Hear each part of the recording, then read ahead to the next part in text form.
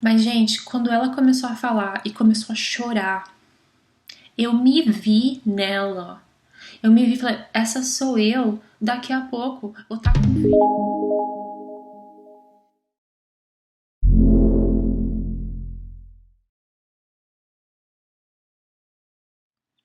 Oi, pessoal, tudo bom? Aqui quem fala é a Gabi Thomas. Bem-vindos de novo ao meu canal. Se você é novo aqui, bem-vindos. Espero que vocês gostem do conteúdo.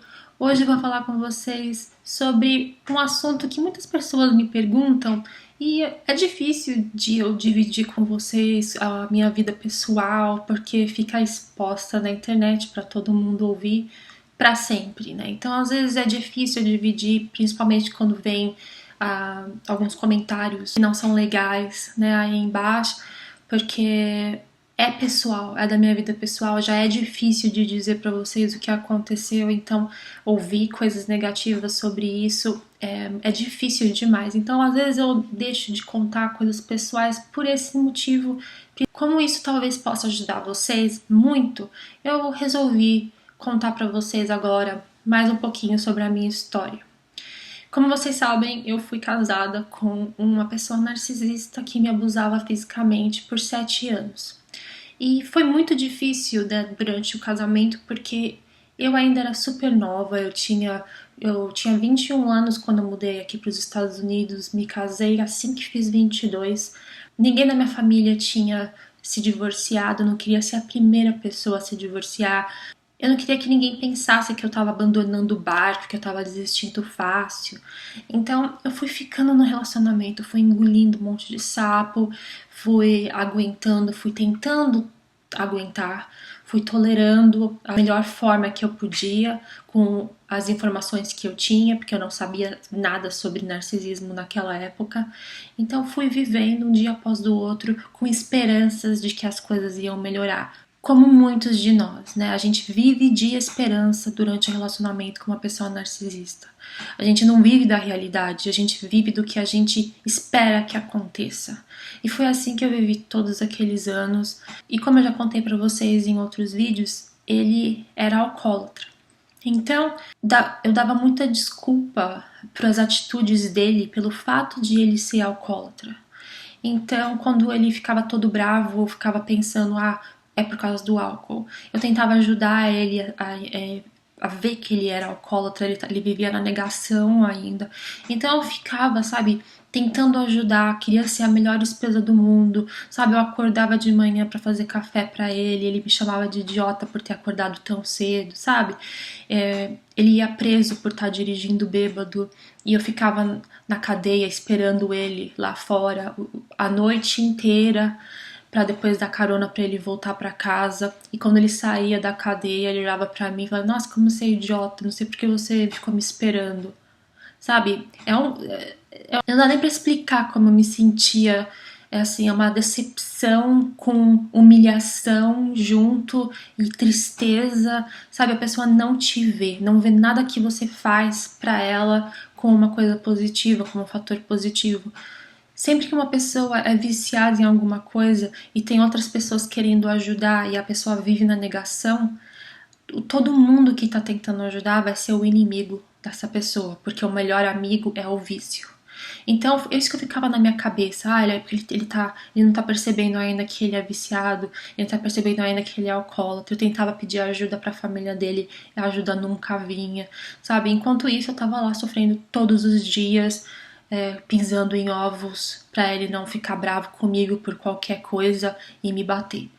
Então foi assim que eu fui vivendo e não sabia mais o que fazer. Eu estava indo em reuniões de AA por ele, fingindo que eu era alcoólatra para pegar informação para trazer para casa, panfletos, para ver se tinha algum patrocinador que pudesse ajudá-lo, porque ele não ia. Então, gente, eu tentei ajudar de todas as formas, sabe? Eu mudei de volta para o Brasil, voltei para cá, como vocês sabem, mudei para hotel por um tempo, voltei para casa, sabe? Não adiantava o que eu falo, ele não percebia, ele nem percebia que eu saía de casa, né? Então eu só fui me humilhando até que eu cheguei num ponto que eu tava com uma depressão imensa, que eu não tava nem aí se ele me batesse, se ele me xingasse. Ele me xingava de coisas que eu precisava perguntar pra alguém porque eu não achava no dicionário o que significava essas coisas. E coisas absurdas que ninguém deveria chamar uma mulher, ou ninguém, né? Então, porque eu fiquei com essa depressão tão grande, eu quase acabei me suicidando. E foi uma época muito forte da minha vida, que daí eu acabei, como eu já contei em outros vídeos, voltei para o Brasil para me tratar. Fiquei no Brasil com os meus pais por 5 meses e depois voltei para cá de novo. E como eu expliquei para vocês em outro vídeo, eu tinha prometido pro meu irmão e pra minha mãe que eu ia sair de casa se ele levantasse a mão pra mim de novo. Antes disso acontecer, eu resolvi começar a ir naquelas reuniões, sabe, da família da pessoa alcoólatra, sabe, são os grupos de apoio que nem a AA, mas para as famílias e os amigos da pessoa que é alcoólatra. Então eu acabei começando a ir naquilo, porque eu tava vendo que indo no AA não tava adiantando nada. Porque daí eu também pensei que eu pudesse encontrar um amigo ou uma amiga, porque eu não tinha amigos nessa época. A gente vive pro narcisista ou pra narcisista, como vocês sabem. Eles isolam a gente do mundo. Eu já tava isolada porque eu tava em outro país e meus amigos eram os amigos dele, né, que a gente tinha em comum. Então eu trabalhava, não ganhava muito. A minha empresa só tinha 1 ano naquela época, não tinha nem 1 ano, tinha quase 1 ano ainda. Que eu abri minha empresa em julho e era abril. Então, não tinha nem 1 ano ainda e eu tinha medo de sair de casa, mesmo criando forças para sair, mas eu ficava inseguro, porque como todos vocês ficam, né? Como a gente fica, a gente não sabe se a gente vai conseguir se sustentar, a gente fica com medo de ficar sozinho, não é? Então, tudo isso dentro de mim, minha consciência sabia que eu precisava sair de lá, que aquele era um ambiente perigoso, mas todo esse medo, essa insegurança me prendia no relacionamento, porque eu também não ganhava muito. Então, como eu tava falando agora há pouco, daí eu resolvi ir nesse grupo de apoio de pessoas alcoólatras. E eu ia, era toda semana, numa terça-feira, à noite. E eu ia e via todo mundo falando, morria de vergonha de falar o que estava acontecendo comigo, porque eu não sabia como que era, eu não sabia se a pessoa, se eles iam chamar a polícia para prender, sabe? Então, eu contava meia história, não contava toda a história sempre que eu ia, não contava que ele me batia, só falava que ele era alcoólatra e deixava o resto pro lado. Então, teve um dia, e foi nesse dia que eu mais criei forças. E eu quero dividir isso com vocês porque, gente, isso foi o que mudou a minha vida, assim, foi o que mudou a minha maneira de pensar naquela época. Eu não saí do relacionamento porque eu sabia que ele era uma pessoa narcisista, porque eu não sabia, não tinha a menor ideia disso. Eu saí porque eu fui numa terça-feira à noite nesse grupo e tinha uma menina mais ou menos da minha idade naquela época e ela tinha 2 filhinhos e ela levou os 2 filhinhos para a reunião com ela. Ela estava toda roxa, que estava aparente que ele batia nela. As crianças, você via que elas morrendo de medo. E ela começou a falar que ela estava tentando seguir a vida dela, que ela não podia mudá-lo, né? Porque é isso que essas reuniões incentivam. Essas reuniões incentivam as pessoas a viverem as vidas delas e não contar com a pessoa alcoólatra. Então, eles ensinam a gente, ou tentam dar apoio pra gente, siga a sua vida, faça o que você quer, não deixe de fazer o que você quer para ajudar outra pessoa, porque a pessoa não vai estar lá. Não conte com a pessoa que está alcoólatra da sua vida, sabe? É isso que eles ensinam pra gente. Que é a mesma coisa que não conte com um narcisista, né? Que a gente pode até usar isso, né?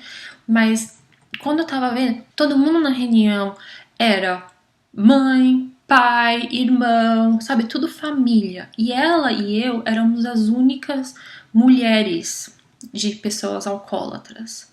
Só que ninguém sabia que eu também estava passando pelo mesmo que ela, né? Mas, gente, quando ela começou a falar e começou a chorar, eu me vi nela. Eu me vi e falei, essa sou eu, daqui a pouco vou estar com um filho embaixo de cada braço, sabe? Meus filhos vão começar a viver um inferno. Eu não quero isso pra mim. Eu falei, cadê os amigos dessas pessoas? Não estão aqui na reunião. Isso tudo eu pensando durante a reunião, enquanto todo mundo tava falando. Eu falei, onde que estão os amigos dessas pessoas aqui na reunião? Não tem amigo nenhum. Sabe por quê? A gente pode escolher os nossos amigos. Família a gente não pode escolher. Mas marido e mulher a gente também pode escolher. Foi isso que me deu forças. Eu falei, eu não preciso ficar com ele pro resto da vida porque ele não é minha família. Eu não devo nada a ele. Eu já tentei de tudo. Gente, eu tinha tentado de tudo. Vocês não imaginam, para tentar ajudá-lo, para tentar salvar meu relacionamento, como vocês também fazem.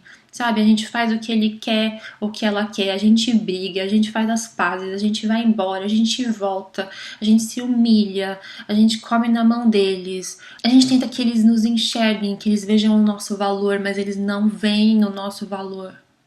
E o fato de ele ser uma pessoa alcoólatra era nada perto do que ele era, perto do narcisista que ele era. E daí quando a gente terminou, quando eu saí de casa, que eu já contei pra vocês, vou colocar o link pra vocês se vocês quiserem dar uma olhada depois, sabe? Depois que eu saí de casa, eu não voltei atrás, mas ele me mandava mensagem toda hora, me falava que precisava de mim. Isso depois de um mês só que eu fui embora, que ele percebeu que eu não ia mais voltar, né? Então, arregaça o nosso coração, a gente vê que a gente acha que a gente não é um nada, né? Porque a pessoa que a gente mais gosta, que a gente mais se dedica, nos trata desse jeito, né? Então, o que pensar do resto do mundo? O que o resto do mundo pensa da gente? Por isso que eu falo pra vocês, gente, a gente não pode acreditar no que eles dizem sobre a gente. A gente não pode acreditar no que ninguém diz sobre a gente. Eu, você, nós sabemos quem a gente é. A gente sabe o certo do errado. A gente sabe quando a gente faz coisa errada. A gente sabe quando a gente faz coisa certa também. A gente sabe quando a gente se dedica. Então não deixa que ninguém faça a sua cabeça e faça você acreditar no contrário, que você é isso ou você é aquilo. Você sabe quem você é. Você sabe que você quer o bem. Você sabe os seus valores melhor do que ninguém, né? Então, pensa nisso, gente. A gente tem a opção de sair de perto. Pessoas que estão na família, a gente não dá pra sair, né? É muito mais difícil a gente parar de ter contato com as pessoas narcisistas da família. Mas as pessoas que são marido, mulher, sabe, namorado, namorada, não desperdice a sua vida tentando e fazendo das tripas coração para que a pessoa mude e veja seu valor. Ninguém muda quando não quer. E o problema de narcisista, sabe, eles gostam de ser quem eles são. É diferente de alcoólatra, por exemplo, que um dia cai a ficha, por exemplo, com o meu ex-marido, ele acabou virando mendigo. Ele acabou na rua, em cabana, vivendo na rua. Ele perdeu tudo que a gente tinha para álcool, para drogas, e perdeu tudo. E mesmo assim continuou sendo narcisista de sempre, com a família, que depois eu fiquei sabendo depois de um tempão. Então, gente, a gente não pode desperdiçar a nossa vida com pessoas que não querem mudar.